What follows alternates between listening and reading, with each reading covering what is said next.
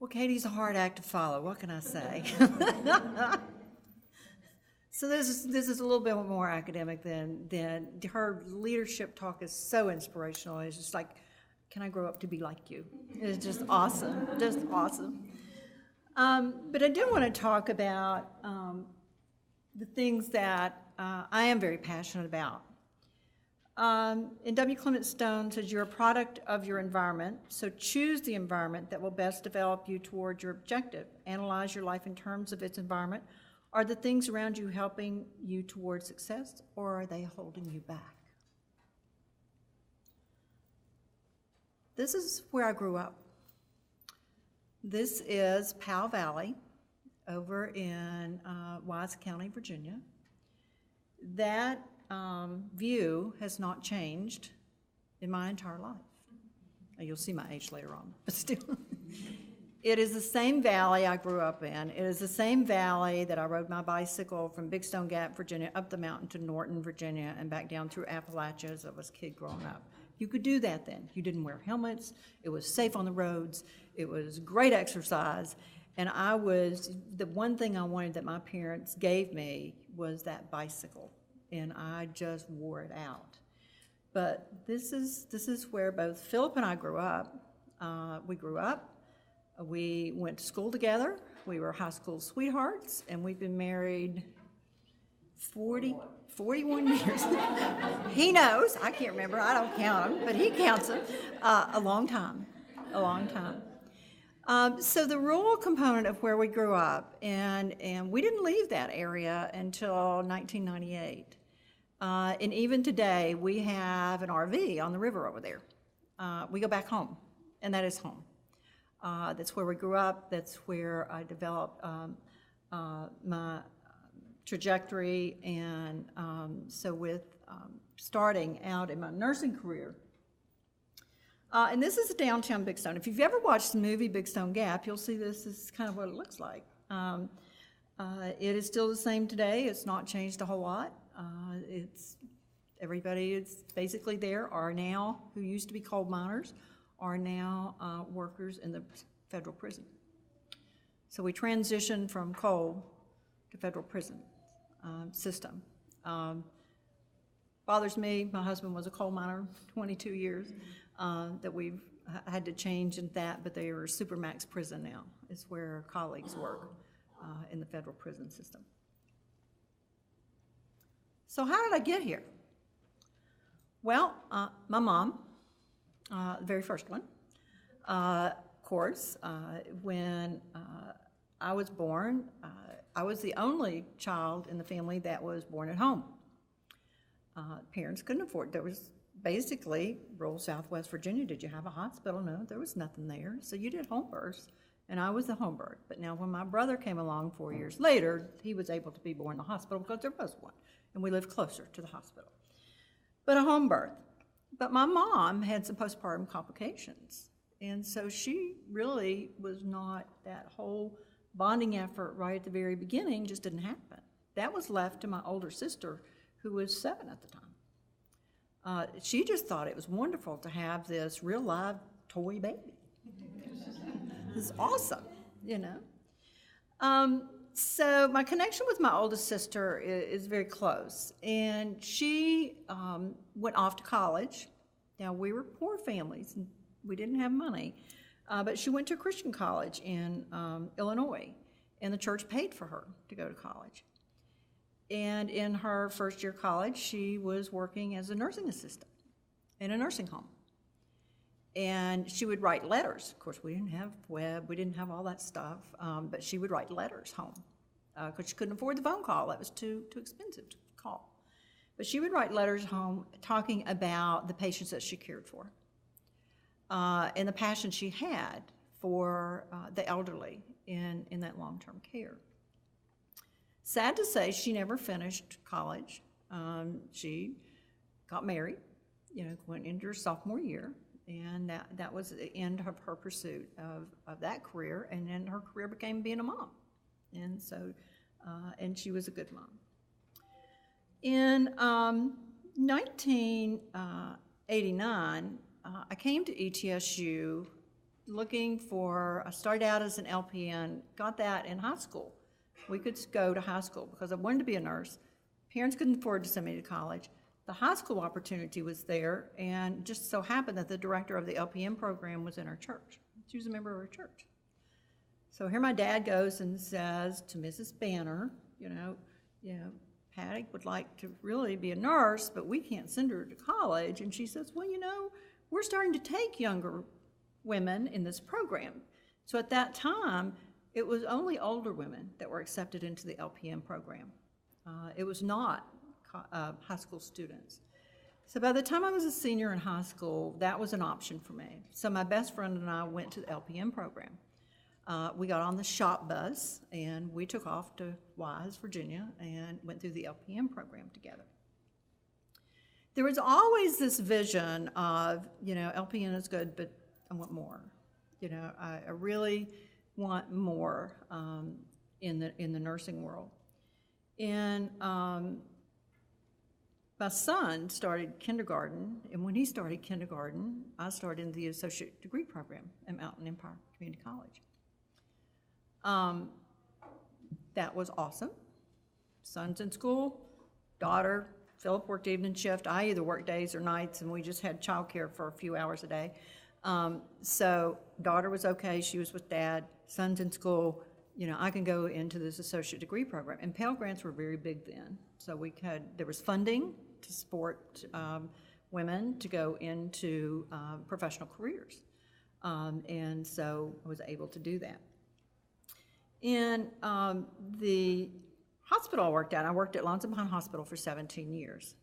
So in that area, I went from being that LPN at the bedside to being that associate degree RN in a leadership position who was manager of the ICU and the special care unit, which is critical care. It's only 3 beds. Interesting, Lonesome Pine Hospital has now gone back to a 2-bed ICU, whereas they had 6 before all this healthcare changes happened.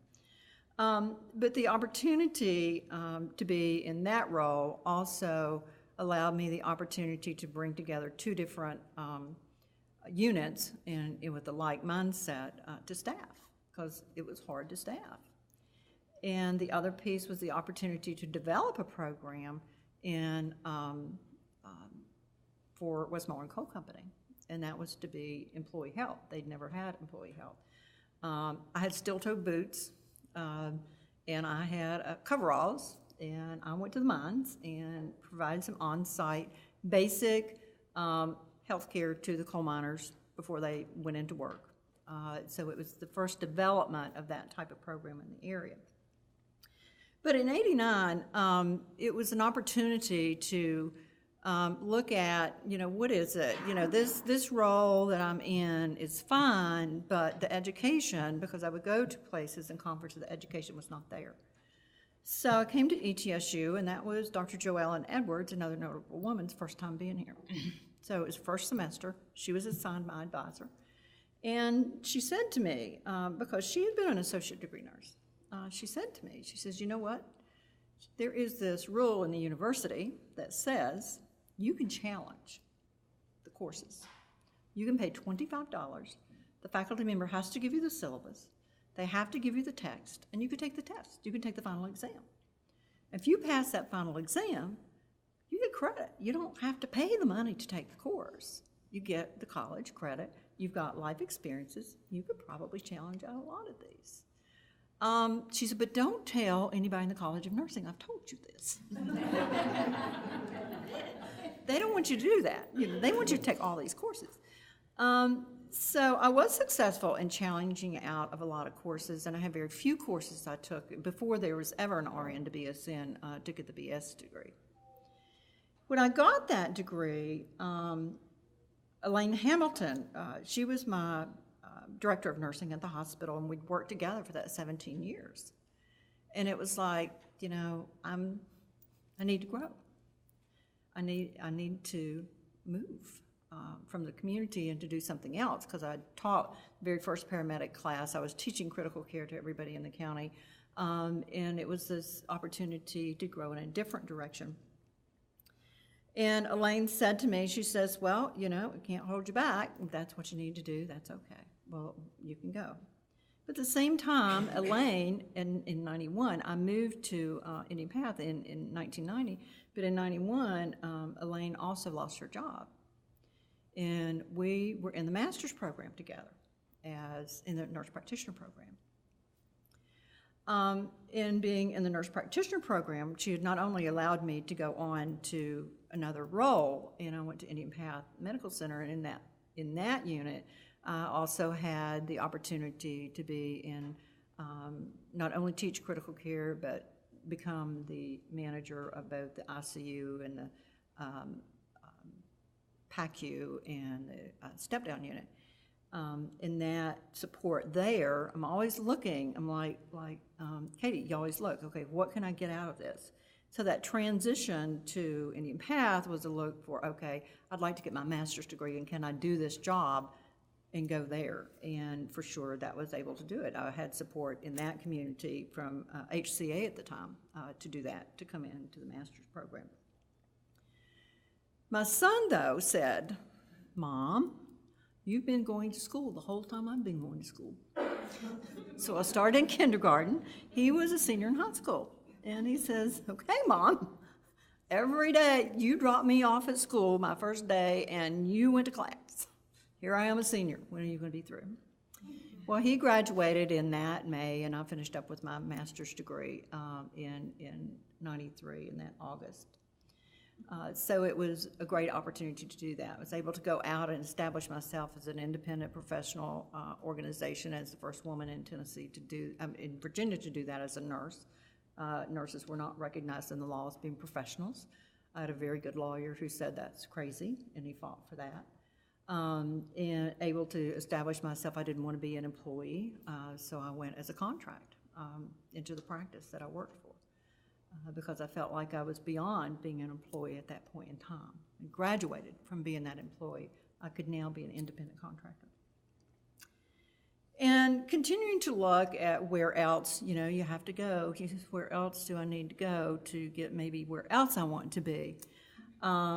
It was the opportunity to go back into the hospital setting in 1998 with Catherine Wilhoit.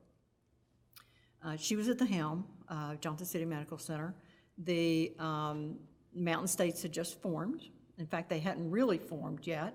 I had the opportunity to help name Mountain States and got $500 sent to the Heart Association because I was one of the two people that named the organization Mountain States Health Alliance.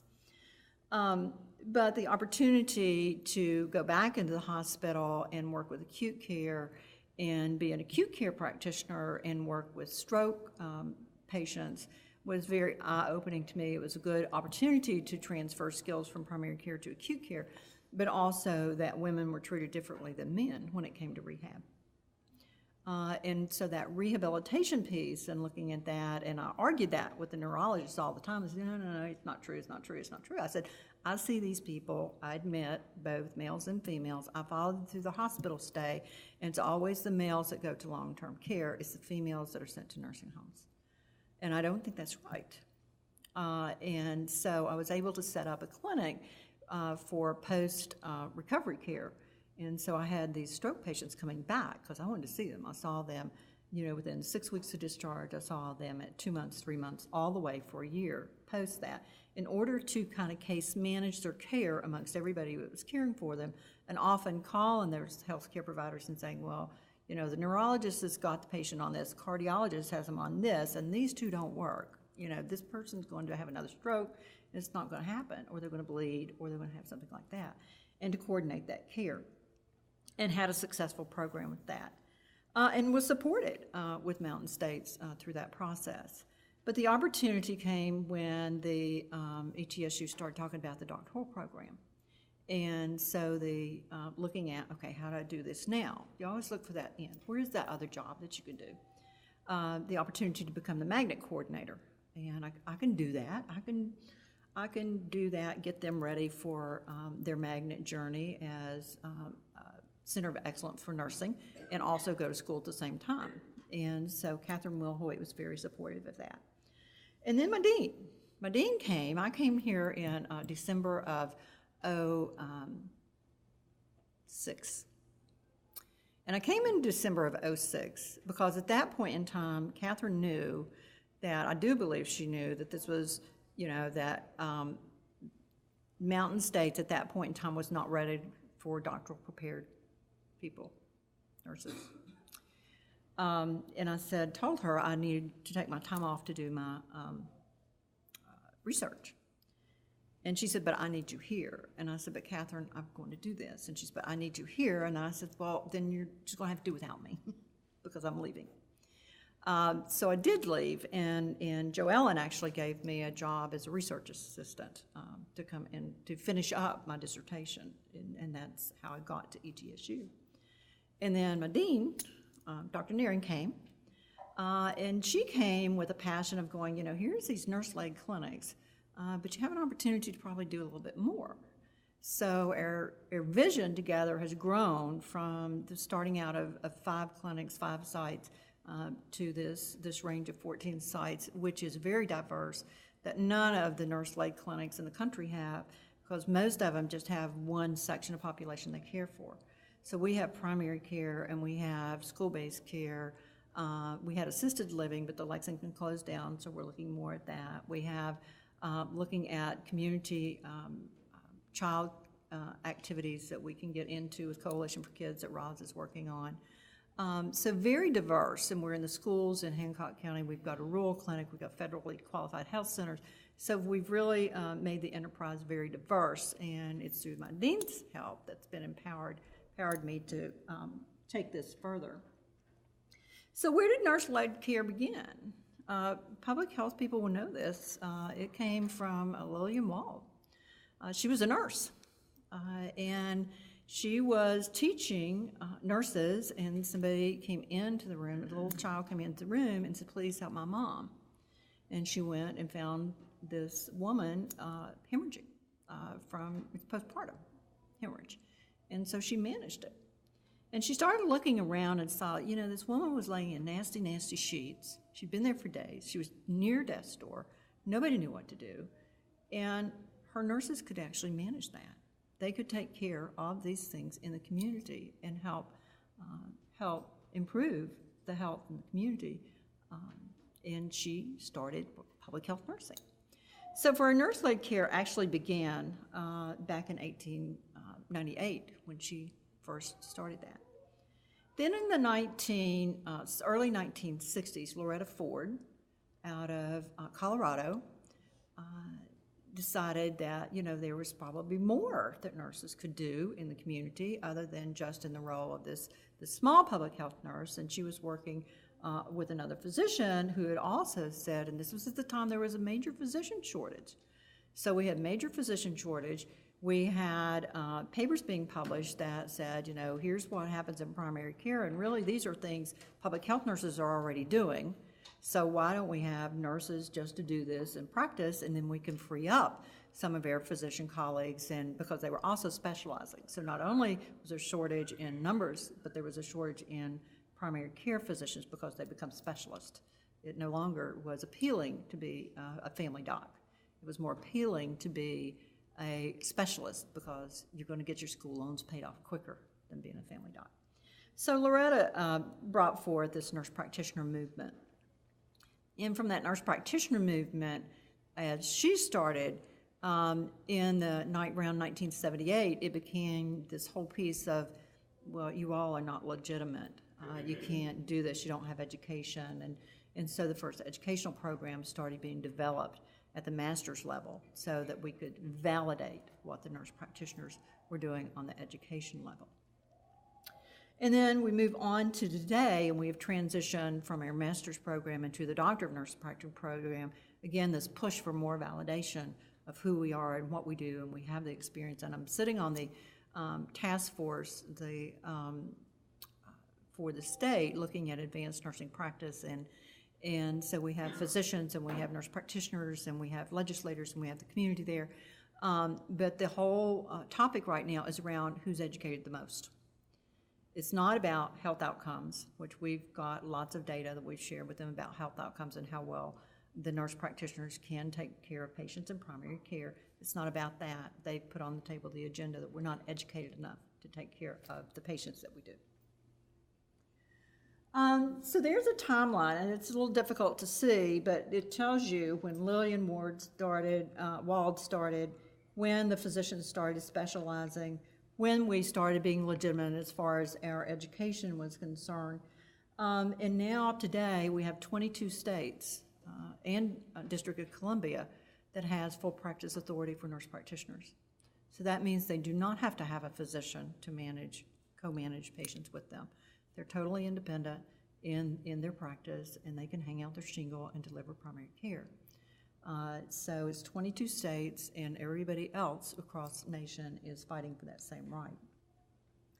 And I want to go back to some of the policy things, but there are things in the policy world that Katie's talking about. If you can't be engaged, get into this other realm, stretch yourself a little bit. But in the policy world that have supported their nurse practitioner transition, their payment for services started actually in 1993 and it went forward that we had a little bit of payment, and now we are recognized as full providers, and we can get reimbursed for our care.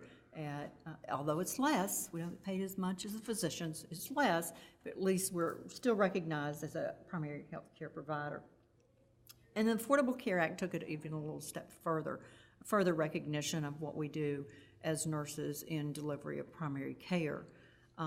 It's given funding for education to really bring out more and more nurse practitioners, advanced practice nurses, to help deliver health care that's needed in this country from the people that have limited or no access. So the Institute of Medicine had a report that they wrote about the future of nursing and where should nursing go and where should we be as nurses. That we should be practicing to the full extent of our education and our training, that we should achieve those higher levels of education and training through an improved education system that promotes seamless academic progression. It's difficult to get through these steps. If you go from LPN to associate degree to BS to master's to PhD, it's not a seamless route. Nurses should be full partners with physicians and other healthcare professionals in redesigning healthcare in the United States. And we're at the table. We're at the table in redesigning what does healthcare look like. And effective workforce planning and policing require better data collection and information infrastructure. One of the comments that was made at our task force meeting was about nurse practitioners were not safe. And so our co-chair, who is an advanced practice nurse, and said, where do you have the data to support that? And, well, I don't have any data. It's because I said so. And still that very dominant relationship of male physician to all of us practitioners around the table are females, and so all the physicians are males in that room. And I know what you're like, Katie. It's a hard battle, because I said so. This is true. You are not safe. It doesn't matter that we had lots of data that says we're safe. We provide excellent quality care, and where are we in this place? So the Affordable Care Act actually did define what a nurse-managed health center is. And it said that these clinics are managed by advanced practice nurses that provide primary care or wellness service to underserved or vulnerable populations, and that is associated with a school, college, university, or Department of Nursing, federally qualified health center, or independent nonprofit health or social service agency. So it legitimized what we were doing in practice in nurse-managed health centers. So here's our sites. We have a lot of them. So you don't see us as probably really traditional clinic, except the big one here in Johnson City. We have this clinic here. I can't get my pointer finger working. Top right-hand corner. Was built by the Hancock County school system for the clinic to start down there in 1992. And so in 1992, it was the students that actually built that building. to have a nurse-led clinic in that community. That community does not have providers that come there and stay.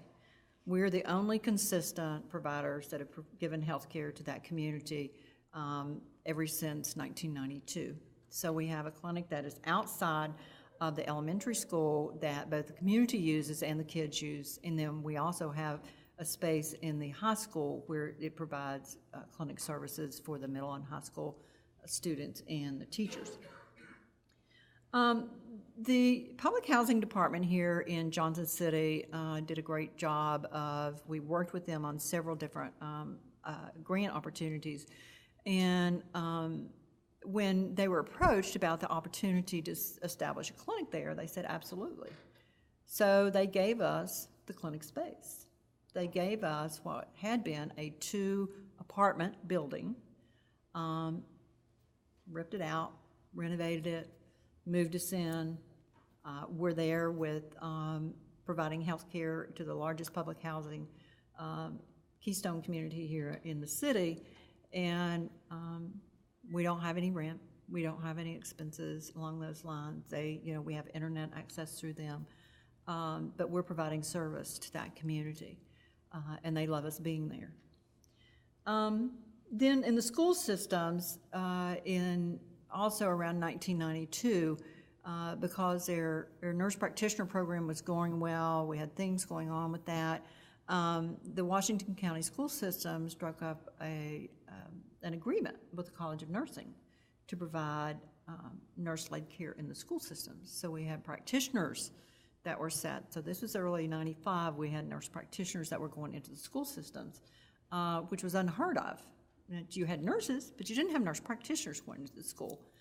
So our college was very progressive in that area. Then we had the beginning story of the College of Nursing clinics actually started in also 1990. We had 2 sites that came up that year. The first one was the downtown clinic, and it was established as a result of a committee, city committee, that was looking at homelessness in Johnson City. And so in Johnson City, they had all these homeless people that were taking up space in the emergency room. And they had both the dean and I think Dr. Edwards were on that committee, and they said, well, we're doing nurse practitioners. We could probably do it if we had a place to work. And there was somebody from the Salvation Army, because that's where the homeless spend the night, said, I've got space in my basement. And so we went to that basement and had a clinic set up there. It was not as big as this room. It had exam room. It had the single toilet that both patients and practitioners and staff, everybody used the same toilet. It was also served as a lab. A closet was used as a medical records room, and the charting room, and the sample closet. So it started just in the basement of the Salvation Army. Started a half a day a week, and then it went to a day a week, and then the community found out, well, those nurse practitioners are doing a pretty good job. I'm going to tell all my uninsured patients to go over there. So we started seeing the uninsured patients. Well, we couldn't manage it. There was not enough space there. And we had a full-time practitioner at that time, and that was Sue Reed, and she's still with us today, had started in that clinic. Well, Mountain States had an office at Fairview, and they gave us that office at Fairview, and we got to move to Fairview. Sue thought she had died and gone to heaven. She had 5 exam rooms. She had a real waiting room. She had separate toilets for the patients and for the staff. There was a real area that was a reception area, and it was awesome. Patients continued to come. They continued and continued. And Dr. Mary Kay Anderson came, and she said, well, she thought that we could get a federal grant to support the needs that we were doing. In the meantime, we'd outgrown that clinic, and there was another clinic that she says, I think we can get this grant. We can go ahead and get this clinic, and the College of Nursing supported that. We went to a non-exam room clinic with a full basement that had loft room that we could put in interpreters, and we could put in social workers, and we could have a boardroom, and all of that happened. And then we got the nice HRSA grant, that's Community Health Center grant. So we got 3 levels of funding, though, which is very unusual. You don't see those. You see community health centers or you see migrant care, or you see homeless care, but you don't see the three of them together. So the College of Nursing actually got 3 funding from HRSA.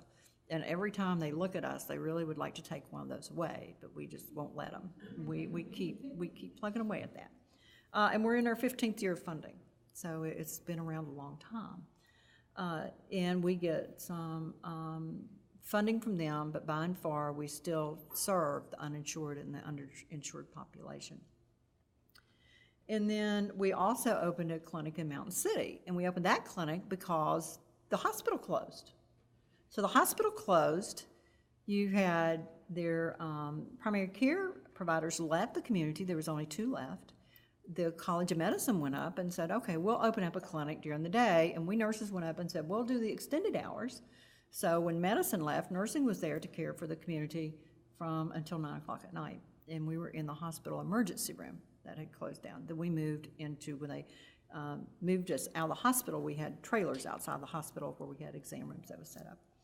Now we're in the Johnson County Community Hospital, and we have a real office suite in that area and continue to provide health care, and we're a rural health clinic there. So it's a separate recognition from the federal government than the federally qualified health centers.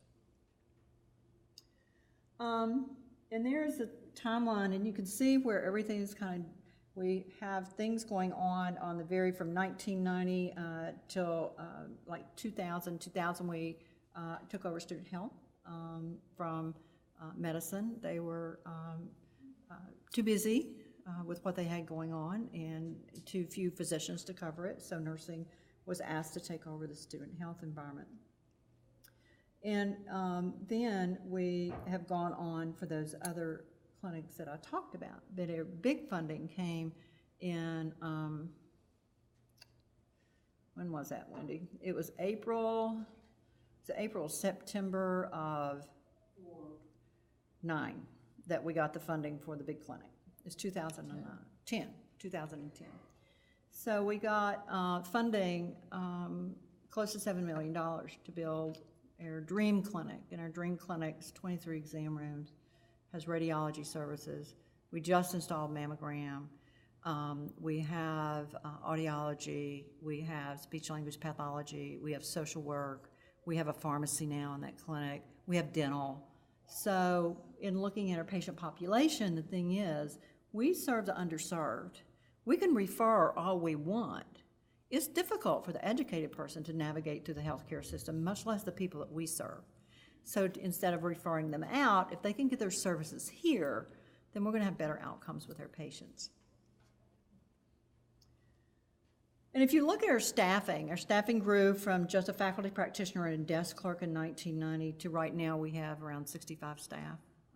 That covers our sites. So we definitely grew, and we also grew in the patient population we serve. We now not only have underinsured and uninsured patients coming to see us, we do have patients with insurance coming to see us because of the care that we provide. You also look at where we started out with HRSA, and that funding was $206,000.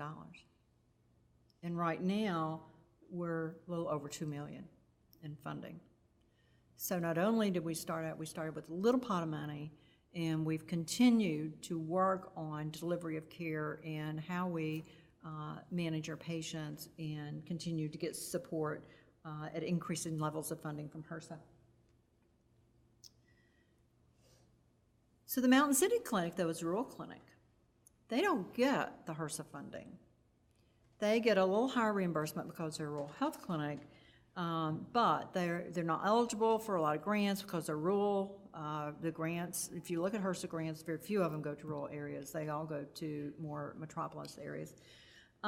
We opened that, and then we had a deficit in around 2009 of close to $500,000. 2013, that was down to like $325,000, but it still was not going anywhere, except, and if Greg Wogacki says you do something about it or I'm closing it. Well, we couldn't close that clinic. We had a lot of patients there. We were the only prenatal care provider. Sharon Trumbley was the only prenatal care provider in that county for 20 years.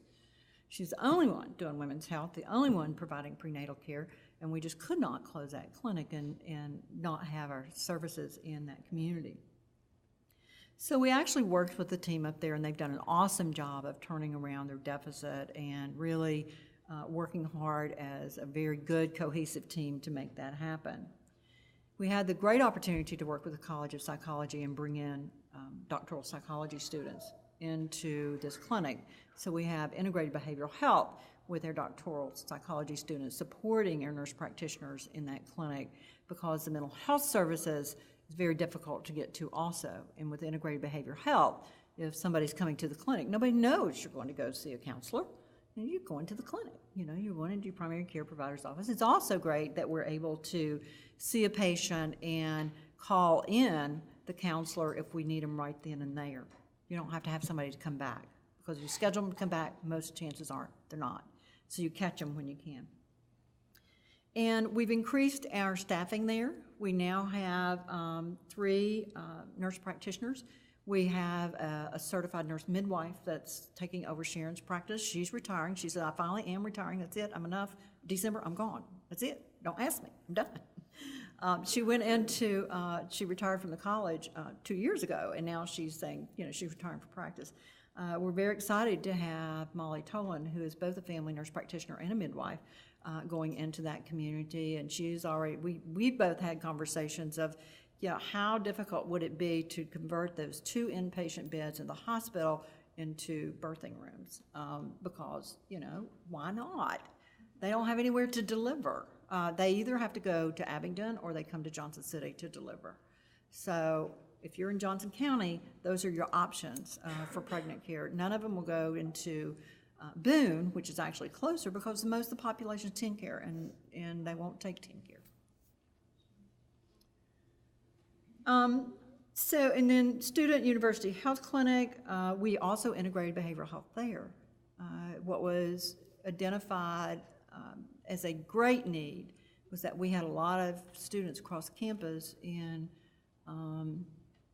we did a student survey in 2012 that were very stressed, had attempted suicide or had thought about attempted suicide, a much higher percentage in that survey than we ever expected to see. And so we started integrating behavioral health in student health. So now the students have both the counseling centers, but they can come into student health also and be seen there. In 2014, we were asked to provide services at University School, and we provided those. We are the only nurse practitioner-led clinic in a community college in the whole state of Tennessee. Northeast State identified they had a population that we could serve, and so we're now providing services to them. And also in 2015, with the retirement of Jenny Walls, we brought the Washington County Schools under student health and Roz Robinson, who is our executive director there. And then 2016, the SANE program, the Sexual Assault Nurse Examiner program. This was actually one of my doctoral students, their Doctor of Nursing Practice student project. And having a conversation with him about this project before he got started, he thought about it, and I said, you know, there's a lot of things going on campus about sexual assault. You might want to think about this, because he worked in the emergency room, and that was, you know, he saw these types of things. So it's actually Curtis Winiger, who's Dr. Curtis Winiger now, developed and worked across the community to get the infrastructure in place for this to come about. And now we have faculty practitioners who are trained sexual assault nurse examiners. They're going to be opening up and start seeing patients in January.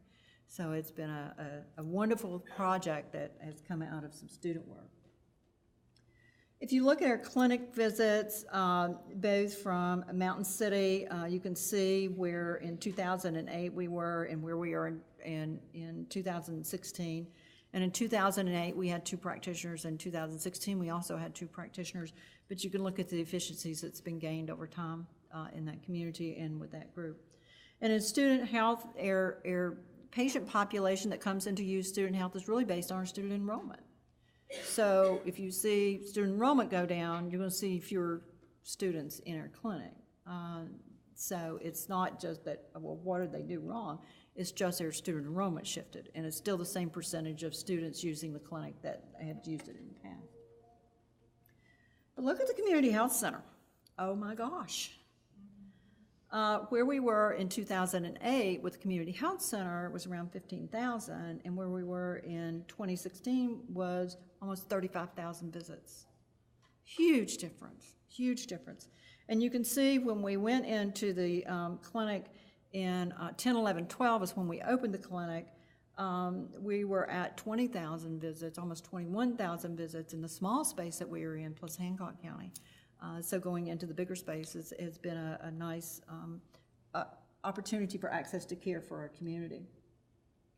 If you look at our patients, though, we have the highest percentage of uninsured patients of community health centers across the nation. We have around 54% of our patients are uninsured. If you look at the state level community health centers, 34%, and our community health centers executive directors will tell us that they limit their uninsured. They won't take them.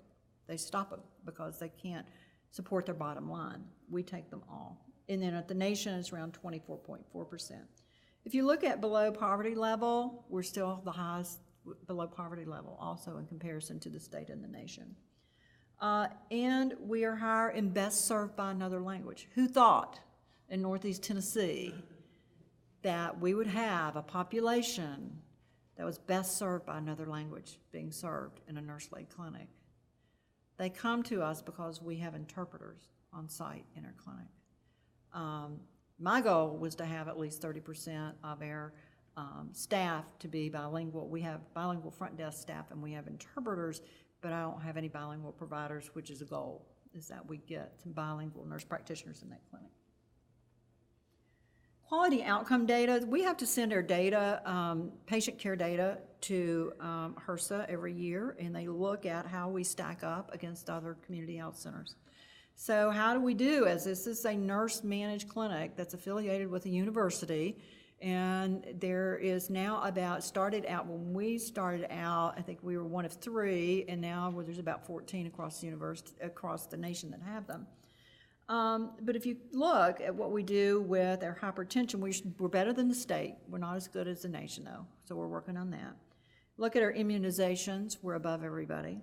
If you look at cholesterol management, and remember the population we're serving is underserved, uninsured, indigent population. We do better with cholesterol management, and we have nurse midwives and women's health nurse practitioners that's doing our prenatal care, and our birth weight outcomes are much better. So when you compare this nurse-led clinic to the other populations, we do have some great outcomes with our patient care. So where do we go with this? I was just at the National Nursing Centers Consortium meeting and was at the was on a panel that it was the day after the election was when this meeting started. And so the panel was asked to say, what do you think is going to happen? Where do you think we're going? I mean, yeah, I was in Philadelphia right there looking right down at those protesters that they came by all week, going, okay, what happens here? Nurse-led care has got great opportunities. You know, in the time of chaos and a time of uncertainty, nurses can definitely step up and take over. We've got great opportunities for new healthcare delivery systems to consumers. We do believe, we know that we're cost effective. We've shown that over and over again, and that we have good outcomes. And we called it Trump Future Care, so we weren't sure what it was going to be, so we just named it Trump Future Care, what it was going to look like.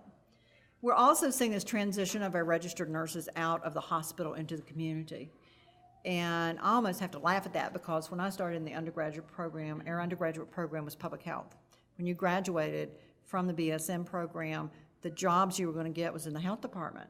And they only hired BSN nurses at that time. And so it was a public health curriculum that we were under.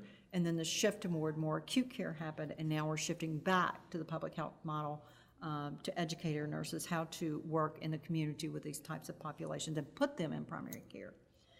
And then also the increase in the nurse practitioner autonomy, to where we as nurse practitioners can have an independent practice and provide the excellent care that we know we can do that, provide more access to the patients at large, and getting the practice authority across the state.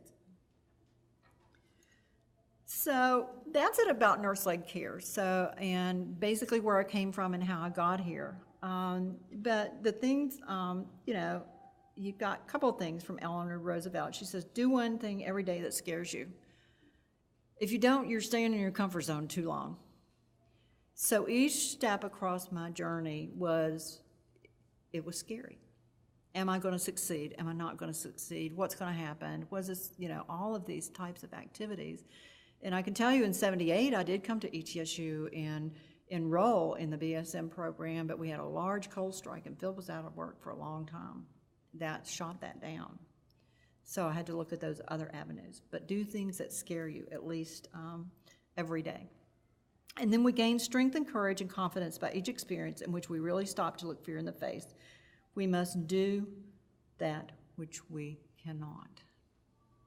Step out of your comfort zone. Do those things that you go, oh my gosh, I don't know that I can do this. You know, we all get really comfortable. If we don't step out of our comfort zone and take on new challenges, then we don't grow. We don't grow as individuals. We don't set examples in leadership for other women. And it's very important that we do take those on. And I can tell you that my dean was a good one to push me out of my comfort zone. And we've done well with that. And she continues to push. Thank you.